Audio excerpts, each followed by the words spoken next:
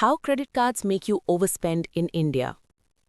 Credit cards are popular in India for their convenience, cashback offers, and EMI options.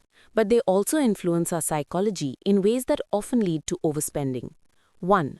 The psychology of deferred payment. One major reason Indians overspend on credit cards is the illusion of delayed payment. When you pay with cash or UPI, the money leaves your account immediately and you feel the pinch. With credit cards, the actual payment happens weeks later during the billing cycle. This delay makes it easier to justify purchases you might otherwise avoid, like that extra gadget during a Flipkart Big Billion Days sale.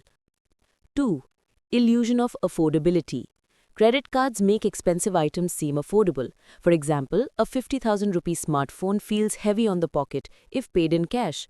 But swipe a card and convert it into 12 EMIs of 4,500 rupees, and suddenly it feels manageable. This EMI culture, heavily promoted by e-commerce platforms and banks, often tempts people to buy things beyond their budget. 3.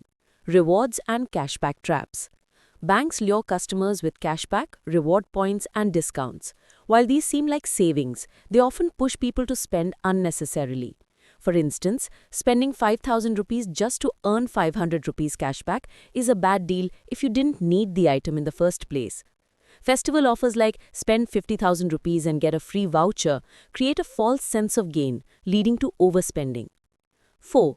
Ease of payment reduces spending awareness.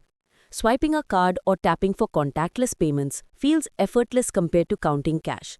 Add to this the rise of UPI-linked credit cards and wallets like Paytm or PhonePe, and spending becomes frictionless.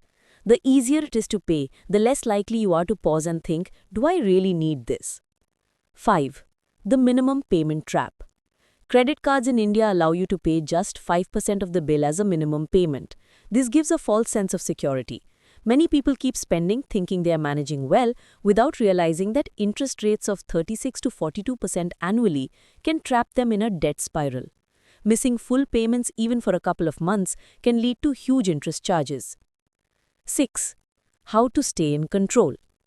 Credit cards are useful if used wisely. Here are some tips.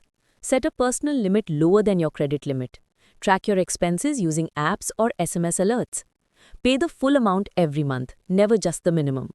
Avoid buying things just for rewards or cashback. Treat credit cards as a payment tool, not extra income.